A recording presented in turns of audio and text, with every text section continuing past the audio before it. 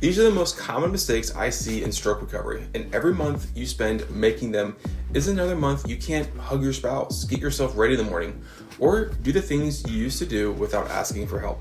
And I bet you're making at least 2 or 3 of these right now, and one of them is probably something you spent hundreds of dollars on.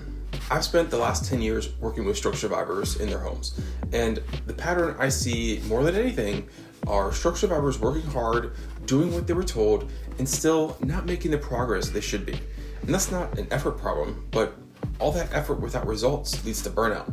And burnout is one of the biggest threats to your recovery. So in this video, I'm going to share with you 5 of the most common mistakes I've seen over the last 10 years and how to fix them. So mistake number 1 is only doing the work or the exercises in your therapy sessions. So let me start with the one I see the most often. So after discharge, most stroke survivors build their entire recovery around their therapy schedule. They show up, Tuesday and Thursday for their therapy visits, give it their all with their therapist, and then that's the plan, that's it. But here's the problem. Neuroplasticity, which is how stroke recovery happens, runs on repetitions, hundreds of reps, constantly, every day. So 2 hours a week isn't enough volume to drive the kind of change you're looking for, no matter how good your therapist is. So the stroke survivors I see making the most progress aren't the ones with the best therapist, they're the ones doing their home exercise program every single day. But here's where it gets interesting, because most of these same survivors are making another mistake at home that's kind of canceling out part of all the hard work they're putting in. This is mistake number 2, which is ignoring your affected arm outside of your exercises. So you're putting in the daily work with your exercise program, good. But here's what most stroke survivors don't realize. Recovery just doesn't happen only in your exercise sessions. Most people finish their exercises and then their arm goes back to resting at their side, tucked in, and just ignored the rest of the day. And that feels reasonable, right? You did your exercise session, you earned a break, but your brain doesn't work in sessions. It works by taking the input from your arm all day long. Here's what this means clinically. If your arm is spending 23 hours a day in a position that reinforces the tightness, the disuse, the muscle weakness, a short exercise session for 30 minutes to an hour isn't going to be a strong enough signal. So what should you be doing instead? Well, it depends on where you are in your recovery. Some people, that's anti-spastic positioning throughout the day. For others, it's trying to reduce swelling. And for more advanced people, it's actively involving the arm in daily tasks. Not just exercises, but the real life stuff. Which brings me to something important, because what works at one stage of recovery can actually work against you in another stage of recovery. So mistake number 3 is doing the wrong exercises for your stroke recovery stage.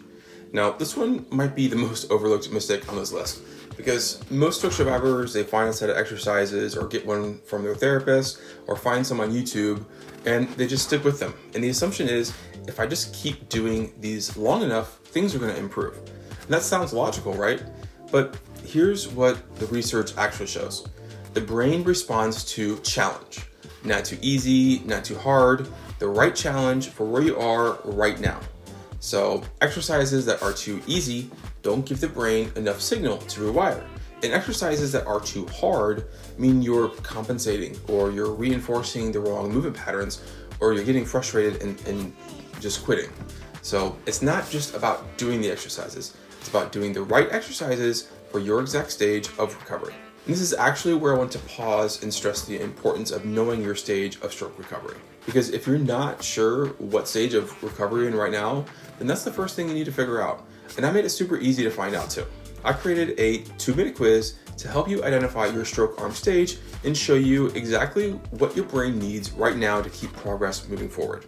The link is in the description, and just make sure to take it before you do another exercise session. Now, if you have the right exercises for your stage, there's still one more way stroke survivors accidentally undermine all of their hard work. And it comes down to this one thing that most people never think about.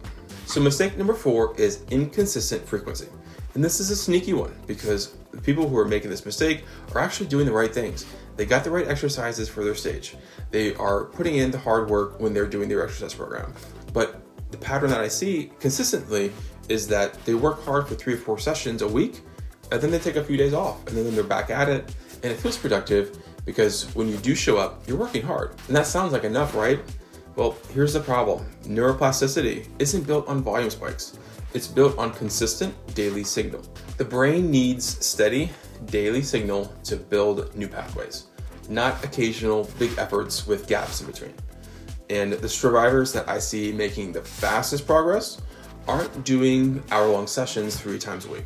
They're doing something every single day, even if it's only for 20 minutes. But here's where even the survivors who have all this figured out can still get off track. And it's something that the market is actually trying to actively sell you right now.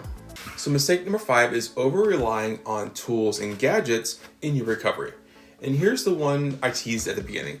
This is the robotic glove. It's the eSTEM device. It's the VR system, the specialized orthotic, whatever it is. There's all kinds of stuff out there now.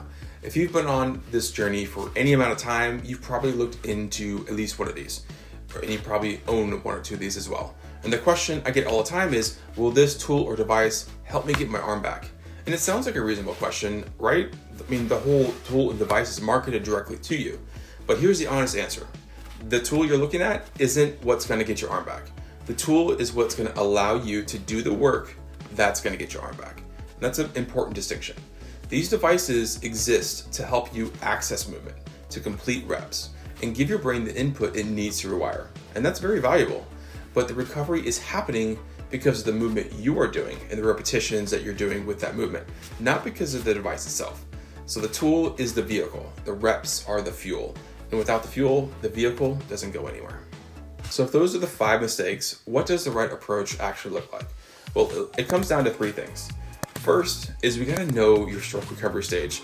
Not where you were 6 months ago, not where you want to be. Where are you right now?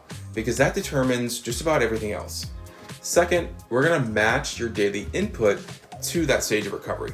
We're gonna get you the right exercises, the right level of challenge, the right way to involve your arm outside of your exercise time. All of that calibrated to where you are actually. And third, we gotta do it consistently. Not 3 big sessions a week, something every single day. That's how the brain rewires. And that's it. It's not overly complicated, but building that out to your specific situation, your stage, your goals, your life, that's where most people get stuck. And that's exactly what a free stroke recovery video call is for. It's a one-on-one video call with me where we look at where you are in your stroke recovery, what's been holding you back, and we build out a clear plan for what to do next. No cost, no pressure, just clarity on what your recovery should actually look like. So the link to book is in the description, and if you've been working very hard and not seeing the results you should, that call is the next right step.